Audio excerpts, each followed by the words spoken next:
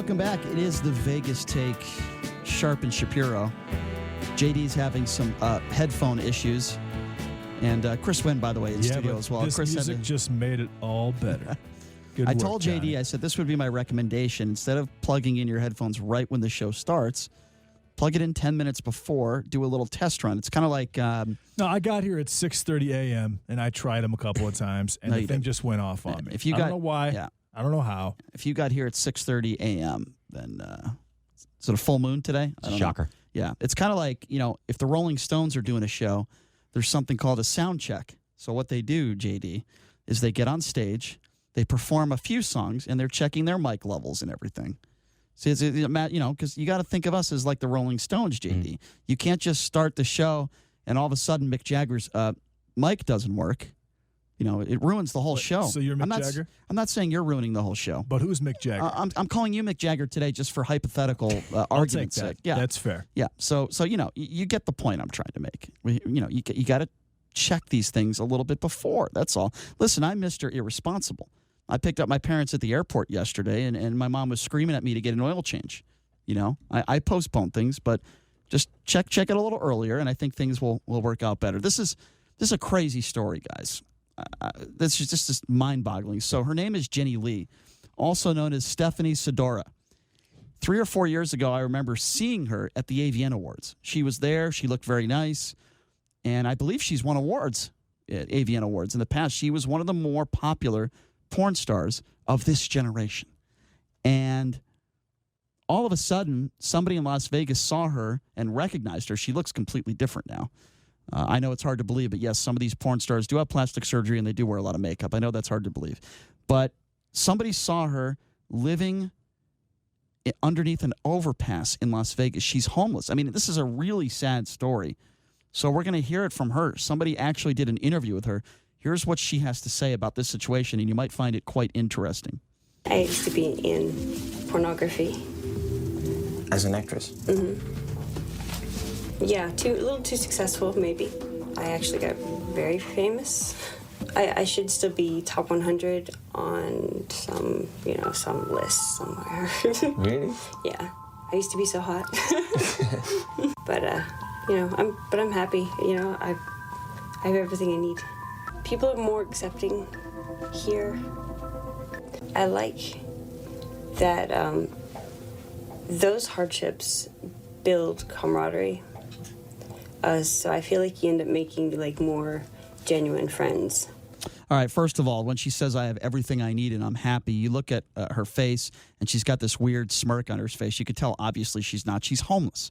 Okay, I mean, find somebody out there that has had stardom, whether it's a porn star or anything else, and then all of a sudden 3 or 4 years later you're homeless. So obviously she doesn't have everything she needs. She's trying to make the situation better than what it is, but this is a very, very sad situation. I don't know. You could be on top of the world. I mean, by her standards anyway, by a porn star. If you're making a lot of money having sex on camera and you're enjoying doing what you're doing, I guess that is on top of the world, so to speak. And then she's now living homeless in Las Vegas. I can't. I'm struggling with this story. I don't even know how this happens.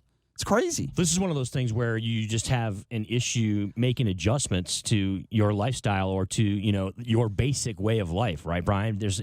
She was in that lifestyle, she was in that industry, and then either she, from circumstances that I'm not aware of, she no longer is, so she's not able to make the transition to maybe like a 9-to-5 job, right, or another career, and so it ends up being like a quicksand / snowball kind of pile up for her in her life, and now she is where she is. Now look, let's not deny the possibility that there could have been other factors, whether it be drugs, whether it be mental issues that she may have had that led to her being in the situation. But it's a sad story, and it's not something that is extremely inspiring by any stretch of the imagination, and it just makes you understand the trials and tribulations of life for people. JD, have you ever seen one of her films? No, I never have. I know you're a huge... I never have, Brian. But it's definitely not a ringing endorsement for the adult entertainment industry, because I'll tell you this, actors that are on top of the world at any point in their career, it's very difficult for them to go homeless. Same thing goes for athletes. But it does happen from time to time.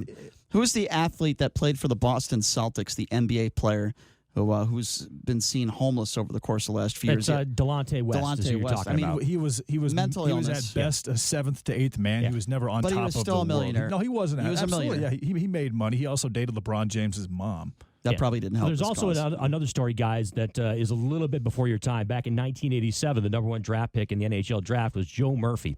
He was a outstanding forward who played at Michigan State University and as I pointed out, was drafted #1 overall in the NHL draft. Had like I believe an 8 to 10 year career in the NHL, and the CBC up in Canada did a story that he was found also living homeless on the street in a tent and was basically camping out in front of a convenience store and telling his war stories about about his NHL career and he was dealing with mental illness. A lot of times when these scenarios present themselves, Brian and JD, it's about mental illness, right? It's about not being able to cope with your post-career choices or post-career options. If you look at the video, it's pretty clear she's been through some drugs.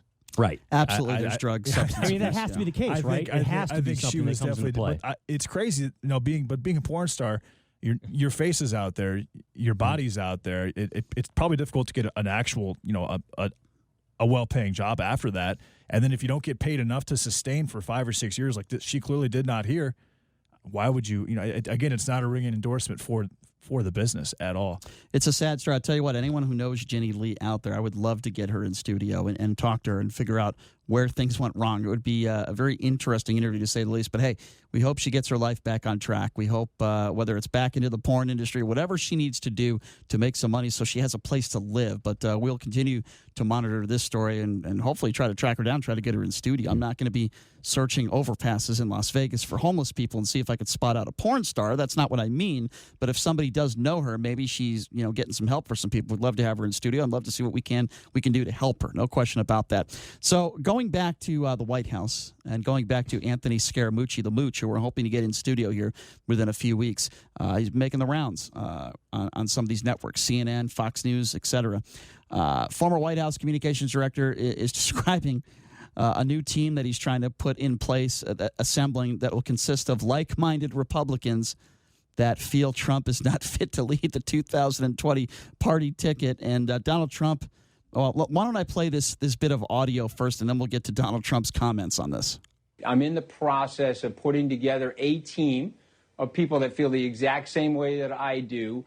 This is not a never Trump situation. This is not just screeching rhetoric. This is, okay, the guy's unstable. Everyone inside knows it. Everyone outside knows it. Let's see if we can find a viable alternative.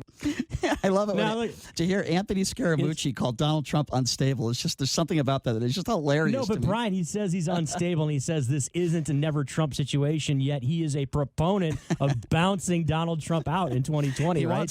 He wants Donald Trump out of office, yes. and Trump took to Twitter, and he called him a nut job today, and Mooch is right. If you turn on Donald Trump in any way, shape, or form, and you criticize the president, he's going to come after you. That's what he does, and he's continuing to do it. My question to the Mooch, and we'll get him on the show here soon, is why did it take you this long? That's my question. I question the timing. Why did it take you this long to go after the president?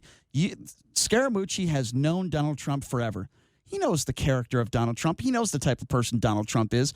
He knows this. So why would you wait until this year to come out and be forceful with your remarks? That's the part I don't get, guys. Well, this is the deal. This is par for the course, right? For a lot of people, whether it's Omarosa, okay, whether it's Paul Ryan, it's when, once it becomes, either politically expedient or it's convenient for them. And with Anthony Scaramucci, it's not necessarily political because he's not someone who's in the public, the political realm, so to speak. But it seems to me that when they're in his circle, they're on board with him, right? And then once they are either just basically just bounced out of there or have nothing to do with him anymore, then now I can come out and I can be a telephone tough guy and criticize the president and can be on board with those of you out there that have things negative to say about Donald Trump. It's just like many of the Republicans that are now out of office. Many of them are now speaking out in regards to Donald Trump, but they didn't have the courage or the character to do it when they were in office. Because it's kind of, and again, I want to get inside Anthony Scaramucci's head and find out why now. Why did he take the time to do it now? And I want to get his answer before I, make a judgment on him. But I do question. That's all. I question why he's doing it now and why it took him so long. Speaking of Donald Trump, besides going after Anthony Scaramucci, he was talking to the press yesterday in New Jersey on the tarmac there, and he's talking about Fox News. And I want you to hear this audio clip, and I want you to listen to his words very, very carefully. And I'm not happy with Fox. I'm certainly happy. I think Sean Hannity and Lou Dobbs, and I think Tucker Carlson and Laura and Jesse Waters and Janine. We have a lot of great people. We have a lot of great people. He is calling Fox News and saying we. How does Fox News have any credibility at all? There are a few people there that I do think do a good job. Wallace does a good job. Shepard Smith, I think, does a good job. Brett Baer's okay. But he just named, Laura Ingraham and Tucker Carlson. By the way, Tucker is the man who said white supremacy, the idea of white supremacy is a hoax. Okay, Laura Ingraham is the person that goes after Nipsey Hussle a week after he died and goes after his lyrics and tells LeBron James to shut up and dribble.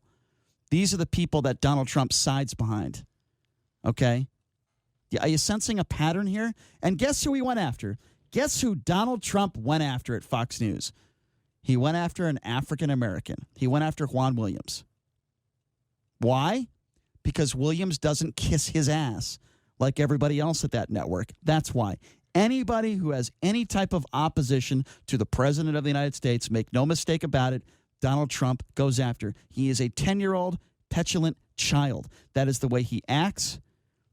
And when you call Fox News we, and by the way, he attacked Fox News a lot. He went after the latest poll numbers. Trump's struggling a little bit in the latest poll numbers shown by Fox News. And he went after Fox News. Fox News has really changed. It's changed over the years. What does that mean? Give me fake poll numbers that shows I would destroy any Democrat. That's what he's saying. We don't want honesty. Yeah. We want talk about fake news. And he goes after CNN and MSNBC. Anything that sheds him in a negative light, he calls Fox News. Doesn't matter if you lie. Anything that makes Donald Trump look good, he will praise. This is Donald Trump. This is the way this is just his behavior. Make no mistake about it. He regarded Fox News as we. So, JD, as a Trump supporter, what do you think of Donald Trump when he refers to Fox News as we? I think he's just talking about his support system, which is certain people at Fox News. But he pretty much named every show after 5 p.m. Okay.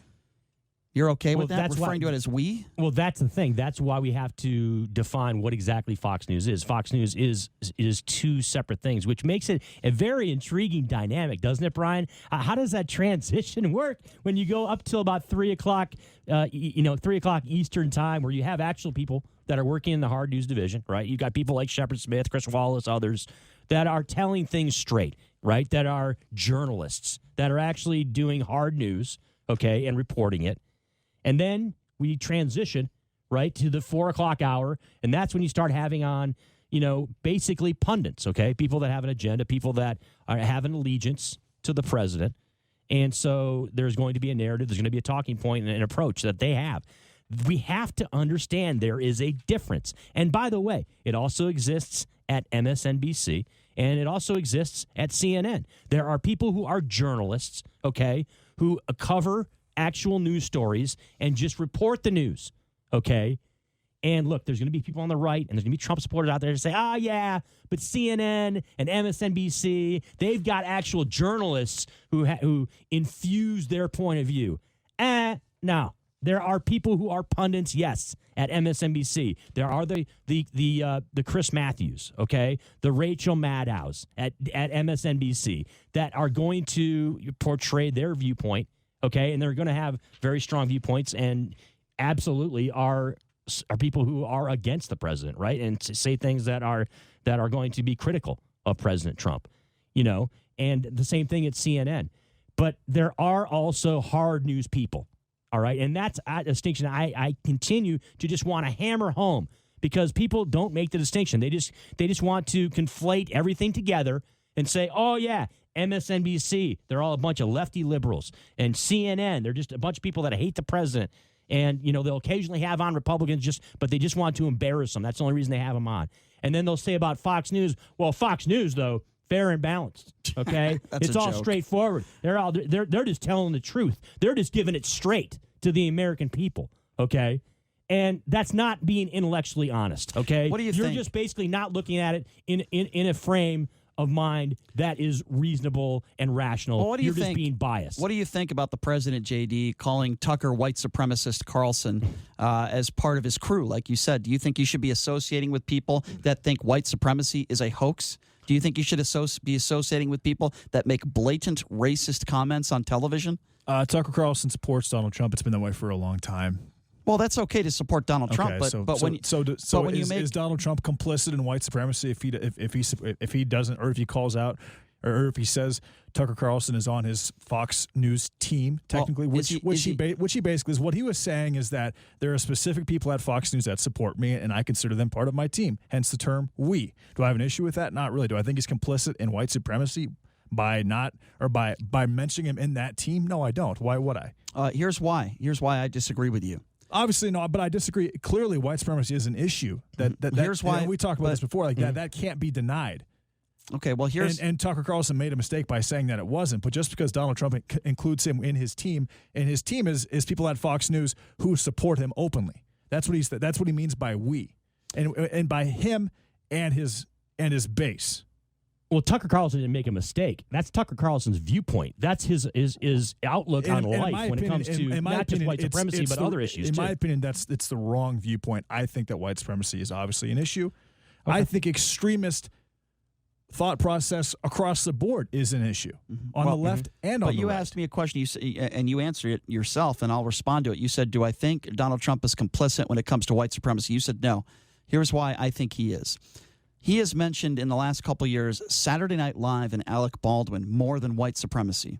To me, that is complicit. When you go on social media and you say Sleepy Joe Biden and you call people names, Democrats, more than talking about the big issues facing this country, and make no mistake about it, white supremacy is a big issue in this country. Yes, I do think that is complicit. Absolutely. And I don't think he's addressed it as much as he should, just like many other issues where I believe that's all he does talk about, and he doesn't talk about the issues I think that matter. Now, listen, the economy doing fairly well. However, we could talk about the future of the economy. Do you know what the definition of complicit is? Yes, of course I do. It's involved with others in an illegal activity or wrongdoing. That means that you're basically putting blame on Donald Trump for this. Absolutely. And here's why. When you look at that shooter in Walmart that killed 22 people, to me this isn't funny. When you take illegal immigration and you demonize illegals and you attack brown people on a regular basis, make no mistake about it, he is adding to this issue. When you read the manifesto of the 22-year-old, or I believe 23, who killed 22 people in that Walmart, he used some of the same verbiage and hate speech that Donald Trump uses. Now, am I saying that he is solely responsible for this bastard's actions in Walmart? Absolutely not. But to say he doesn't play a factor and to say he is, is ridiculous. I'm using the word complicit. Yes, absolutely. Because I don't think he's addressed this problem because it is a big issue. Is it the biggest issue in the country? No, but it is an issue. Are you JD. saying he's 2% complicit or 40% complicit? I'm not going to put a percentage on it. It's not a percentage thing. It definitely matters. It definitely matters. Okay, listen, I'll tell you what matters when it comes to these issues, and we've talked about this, and we only got a couple more minutes here, and we got to take a break. There's a lot of issues. Gun control. Okay, mental illness, that is another issue. Okay, there's a lot of issues. Social media, bullying, families. And Donald Trump is on that list. He's probably number 8 or 9. He definitely hasn't helped anything. I'm not ranking the issues. You need to rank the issues. Okay, but that's part of being complicit. That's how we should attack. Okay, so let's trying just to say stop you're right. the problem is by identifying that, hey, mental health is 55%. Okay, fine. On your gun list, control is 30%. Let's just Donald Trump is 1.5%. But you don't have to look at it that way from a percentage standpoint. I would love to look at it that way. Why would you not? From a percentage standpoint, though, we're talking about here. You're trying to put the blame on him when the blame. Obviously he's not helping things, but the blame needs to be much more aggressive towards mental health, gun control, social media. I've never said bullying. Okay, parenting. hold on a second. Donald Trump is hold on maybe one number putting the 8 blame on at Trump. at the Brian, top. let me quickly interject here. He's putting the blame on Trump with respect to just this individual incident in El Paso because the wording that was used in the manifesto parrots what the president has said in the past. Whether he talks about Mexicans being invaders, when he talks about Mexicans being murderers and rapists, when in the manifesto he talks about he doesn't have hope for his future because he thinks that an immigrant is going to steal his job or his opportunities. Obviously, this guy is insane. We're talking about that clearly. But Jason, we're talking about this individual situation, okay? Right. I'm not talking about all things. Donald Trump's not responsible for all things white supremacy and that we're dealing with in this country. All right, we're going to continue this conversation on the other side of the break. We'll take your phone calls at 257-5396. You're listening to The Vegas Take on the all-new 101.5 FM, 720 AM KDWN. All right, welcome back. It is The Vegas Take.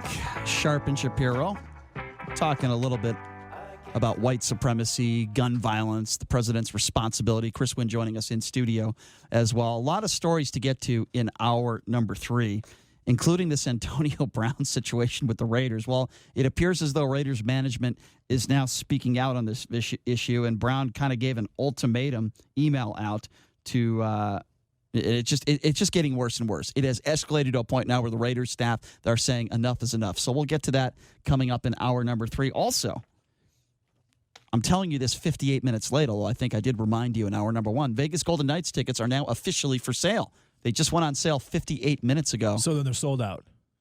Well, I didn't say that. I don't know. I will say that any games at home versus the San Jose Sharks are probably going to be sold out. Those games are going to be especially a lot of fun. game 1, yes, of the season. Those games are going to be a lot of fun. So we'll talk a little Vegas Golden Knights talk. You know, what they've done for the city, what they've done for the community, and the just horrific way. You couldn't ask for a worse way to end the season in the playoffs. It was just brutal. Chris Wynn had a little bit of a bet there. That was a bad beat. From a betting standpoint, it was pretty horrendous, too, for Well, anybody out there that had the Golden Knights. By the way, while he's wearing his Detroit Red Wings shirt as well, I noticed that. How dare you wear a Red Wings shirt in Vegas Golden Knight country? What were you thinking? I'm going old school. I like the winged wheel. It's a cool look, and it's a throwback to the 2008 Western Conference champion stuff. Also, our my co-host, J.D. Sharp, he's not feeling very good today, so I'm going to kind of pick his mind in hour number 3, try to figure out why he's not feeling well. He just doesn't look good walking into studio. He looks like he's got some sort of virus or something. I don't know. I have some type of malady. I don't know. I don't know what that malady is, but it definitely exists. Well, we'll discuss that coming up in hour number 3. I can't as wait well. to discuss that. What a fantastic segment. I'm sure our audience is so interested to hear about my malady. I don't care about our audience. I just care about what I'm concerned That's perfect. about. Yeah, of course. 702, speaking of our audience, give us a call, the GCI phone line, 257-5396. If you want to be a part of the conversation, 702-257-5396. We're going to take a quick break, and we will be back right after this. You're listening to The Vegas Take on 101.5 FM, 720 AM, KDWN.